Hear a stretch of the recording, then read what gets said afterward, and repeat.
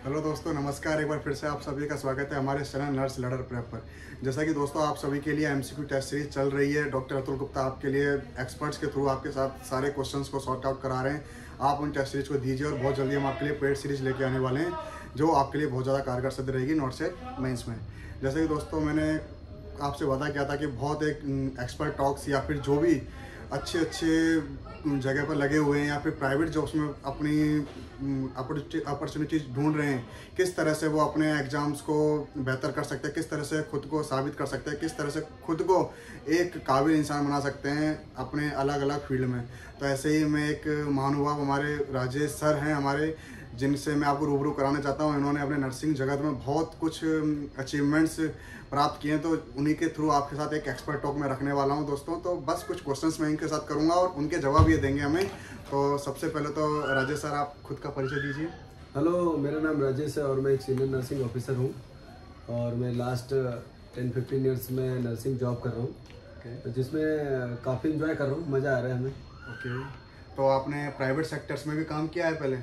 हाँ, मैंने private sector में किया है और ज़्यादातर मैंने गवर्नमेंट सेक्टर पे किया है और प्राइवेट में भी किया है। प्राइवेट में करने के बाद भी गवर्नमेंट सेक्टर में आया, बट गवर्नमेंट सेक्टर में भी मज़ा आ रहा है। प्राइवेट में भी मज़ा आ रहा था, बट गवर्नमेंट सेक्टर की बात अलग है। लेकिन जैसा कि आपने बताया कि आपने खुद की गवर्नमेंट जॉब को छोड़कर आपने इस प्रोफेशन में खुद को चुना कि यार मैं और ज़्यादा बेहतर खुद को एक्सप्लोर करूँ और प्राइवेट जॉब्स में भी गवर्नमेंट अपॉर्चुनिटीज अडॉप्ट करूं। किस तरह से आपने खुद को इस काबिल बनाया कि आप गवर्नमेंट जॉब को आप छोड़कर इस प्राइवेट जॉब में खुद का फ्रीडम ढूंढने निकल पड़े?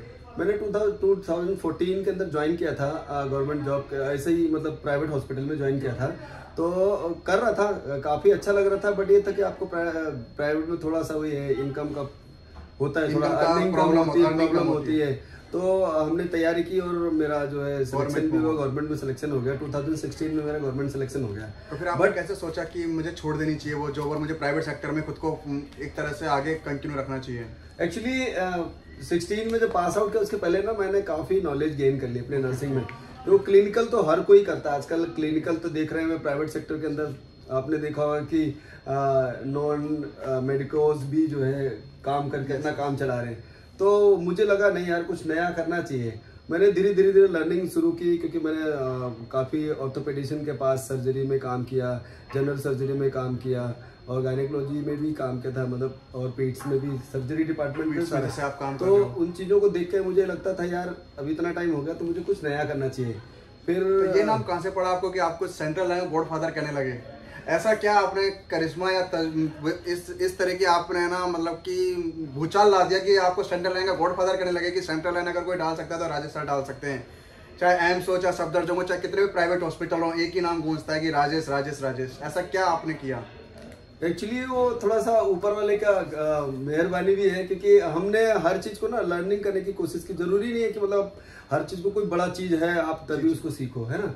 मैंने छोटी चीजों को भी सीखने की कोशिश की और मुझे एक स्कोप मिला सडन सफदरजंग में ज्वाइन करने के बाद। ऑन्कोलॉजी डिपार्टमेंट के अंदर पेट्स के अंदर ये हमने ज्वाइन किया तो मुझे स्कोप मिला। कंपनी आई, उसने मुझे थोड़ा ट्रेनिंग दी और ट्रेनिंग के देते ही फिर मेरा हाथ मतलब मेरा मन तो ये था कि नहीं, मुझे आगे यही करते रहना। और फिर मैं इतना मतलब काम इतना किया उसमें कि मैं इतना मेरा हाथ साफ हो गया, मुझे खुद को इंटरेस्ट आने लगा, नहीं यार ये तो मेरे लिए बहुत अच्छा है। बहुत अच्छा। तो आपने सेंट्रल लाइन की पहले ट्रेनिंग गेन किया आपने?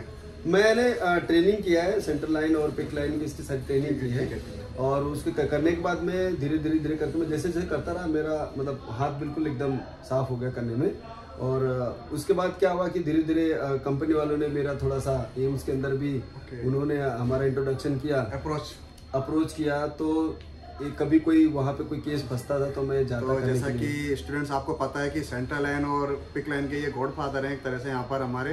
तो आप सभी को अगर सेंट्रल लाइन के बारे में, सेंट्रल लाइन के लिए भी जैसे टॉपिक्स पे क्वेश्चंस आते तो मैं इनके साथ आपको जरूर रूबरू कराऊंगा, उसके ऊपर भी आपके लिए एक वीडियो लेके आऊंगा।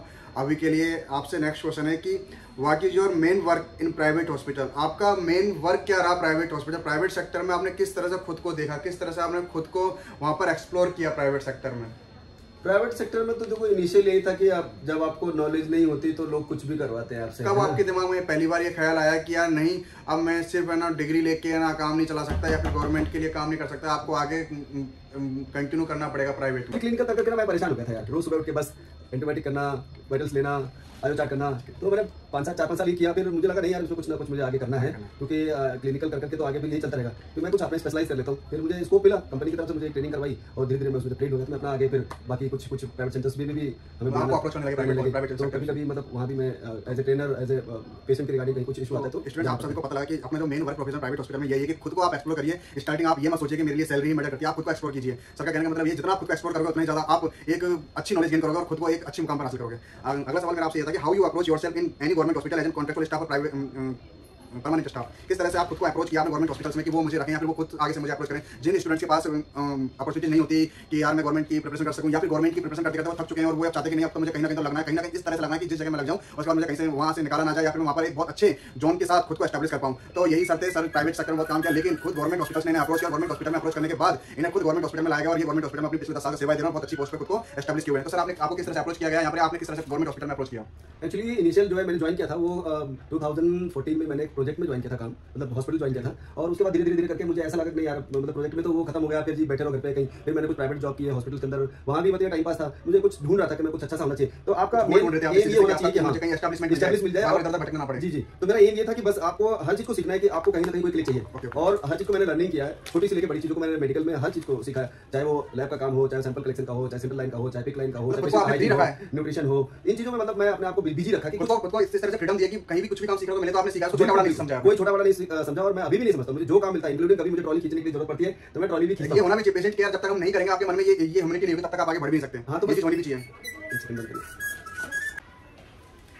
अगला क्वेश्चन मेरा आपसे यही है कि जैसे कि आपको पता है कि यहाँ पर बहुत सारे स्टूडेंट्स आते हैं जो RAK हॉस्पिटल्स, RAK कॉलेज में हैं, सफदरजंग कॉलेज में या फिर जितने भी कॉलेज हैं आजकल, तो सारे जो BSc नर्सिंग कर रहे हैं वो नीट के थ्रू आ रहे हैं। तो जितने भी नीट के थ्रू आ रहे हैं, जैसे कि बहुत सारे टेरिटरी एरिया से आते हैं, लद्दाख वगैरह से आते हैं, जिनके पास इंडिया का डोमिसाइल नहीं होता है। डोमिसाइल नहीं होने के बाद उनके पास एक ही अपॉर्चुनिटी बचती है कि वो प्राइवेट सेक्टर में खुद को कैसे एस्टैब्लिश करें या फिर कैसे खुद को सर्वाइव करने के लिए प्राइवेट हॉस्पिटल में खुद को अप्रोच क्रिएट करें कि जिससे उनके पास जॉब वैकेंसीज बहुत अच्छी क्रिएट हो सके। तो सर मैं आपसे पूछना चाहूँगा उनके लिए आप क्या सजेशंस देना चाहोगे जिनके पास यहाँ डोमिसाइल नहीं है इंडिया का और वो गवर्नमेंट एग्जाम में या गवर्नमेंट सेक्टर्स के एग्जाम्स में बैठ नहीं सकते, तो वो खुद को कैसे अप्रोच करें प्राइवेट सेक्टर्स में या फिर उनके पास क्या अपॉर्चुनिटीज हो सकती है? तो आप प्लीज स्टूडेंट्स का मार्गदर्शन करिए इस चीज में। देखो जैसे हॉस्पिटल के अंदर बोला जाता है कि नर्सेस हॉस्पिटल की रीढ़ होती है। जी जी, है ना, बिल्कुल बैकबोन होती है। हाँ, तो आपको मतलब ऐसा होना चाहिए कि हर चीज में एक्सपर्ट होना चाहिए। डिमांड आपकी जब भी बढ़ती है।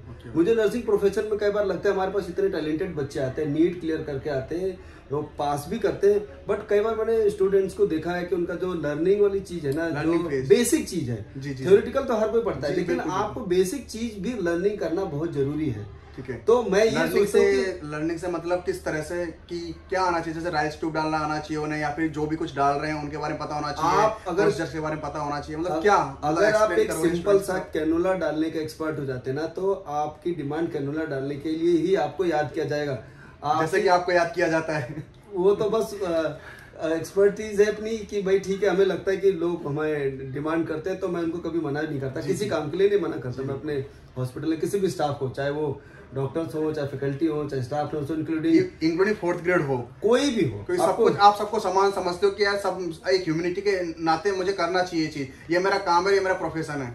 हाँ, आपने देखा कि कई बार मतलब ऐसा नहीं है कि कोई ऑर्डरली लेके आ जाए, हाउसकीपिंग स्टाफ है, कोई आए तो बच्चा वो पेशेंट को लेके जाए, ऐसा करता नहीं हूँ मैं। मुझे जो मौका मिलता है मैं वो सब करता हूँ, बस पेशेंट केयर के लिए कुछ भी करने के लिए मैं तैयार हूँ। स्टूडेंट्स को क्या सजेशन देना चाहोगे, किस तरह से वो खुद को प्राइवेट सेक्टर के लिए अप्रोच करें? आप बेसिक चीजों को सीखो। देखो थ्योरी तो हर किसी को मालूम होता है, आपको पता है कि थ्योरी के साथ साथ आपको बेसिक नॉलेज भी होनी चाहिए और बेसिक प्रैक्टिकल होना चाहिए। जी, हर चीज का ऐसा नहीं कि मतलब आपको केवल बस क्लिनिकल का काम दे दिया है और आपको बोला जी सेडेशन बना दो, ओटी की ट्रॉली तैयार कर दो, पेशेंट को शिफ्ट कर दो। ऐसे आप और भी बहुत सारी चीजें हैं जो आपको एकदम एक्सपर्ट होना चाहिए कि ऐसा ना हो कि मतलब वो आदमी नहीं है तो आपको कोई काम रुकना चाहिए। आप अपने लेवल पे वो काम करने के लिए आपको इतना कॉन्फिडेंस होना चाहिए कि ये काम हम विदाउट किसी के कर सकता हूँ। तो ये जो कॉन्फिडेंस होता है ना, ये आपको जो है ना बिल्कुल बिल्ड करता है, बूस्टअप करता है काम करने के लिए। लेकिन ये होता है जब आपका नॉलेज ही नहीं है तो अगर कोई आपको बोल रहे है तो आप ऐसे हाथ बांध के खड़े रहो तो कोई फायदा नहीं है ना उसका। इसलिए आपको बेसिक चीजें लर्निंग बहुत जरूरी तो है। स्टूडेंट्स आप सभी को समझ में आया कि आप जब भी अपने ट्रेनिंग फेज में जब होते हैं, 3rd year 4th year 2nd year, जब भी आप ट्रेनिंग फेज में होते हैं तब कोशिश करिए थ्योरेटिकल पे आप फोकस ना रह के आप प्रैक्टिकल चीज़ों पर जितना ज़्यादा फोकस्ड हो गया उतने ज़्यादा चांसेस आपको आगे मिलेंगे, ठीक है। और जिनके पास भी जॉब अपॉर्चुनिटीज नहीं है या फिर है ना आउट ऑफ एज हो चुके होते हैं, तो उनके लिए जॉब अपॉर्चुनिटीज का भी सबसे बेस्ट सॉल्यूशन यही है कि आप सबसे ज़्यादा प्रैक्टिकल्स पे ध्यान दें, खुद को प्रैक्टिकल करें। जहाँ भी आप एज ए ट्रेनिंग काम कर रहे हैं, जहाँ आप एज ए स्टाफ काम कर रहे हैं, कोशिश करें कि कुछ नया प्रोसीजर हो रहा था उसको आप सीखें, नई प्रैक्टिकल चीज़ों को सीखें। जितना ज़्यादा आप सीखोगे, एक्सपर्टाइज होगे, जैसे कि हमारे सर हैं गॉडफादर कहते हैं इनको सेंट्रल लाइन पिक लाइन का कैमराज के लिए, तो इस तरह से आप किसी चीज़ में एक्सपर्टाइज हो जाओगे तो आपको खुद ही इंस्टीट्यूट वाले अच्छी सैलरी पे आपको हायर करेंगे और आपको बहुत अच्छी अच्छी जॉब अपॉर्चुनिटी देंगे। तो धन्यवाद सर, राजेश सर, धन्यवाद आपका इस चीज़ के लिए। आपने अपना कीमती समय निकाला, इंटरव्यू दिया, स्टूडेंट्स को जागरूक किया, स्टूडेंट्स के लिए आप आए, तत्पर रहे, बहुत बहुत शुक्रिया आपका। और दोस्तों अगर आप इस चैनल पर नए हो तो चैनल को सब्सक्राइब करना बिल्कुल ना भूलें, बेल आइकन को दबा दें, लाइक फॉलो करना बिल्कुल भी ना भूलें। और बाकी डिस्क्रिप्शन में लिंक दी हुई है व्हाट्सएप ग्रुप की, टेलीग्राम की, इंस्टाग्राम पे, अभी हमें फॉलो करें। कोई भी डाउट हो तो आप हमसे कॉन्टेक्ट कर सकते हैं। शुक्रिया।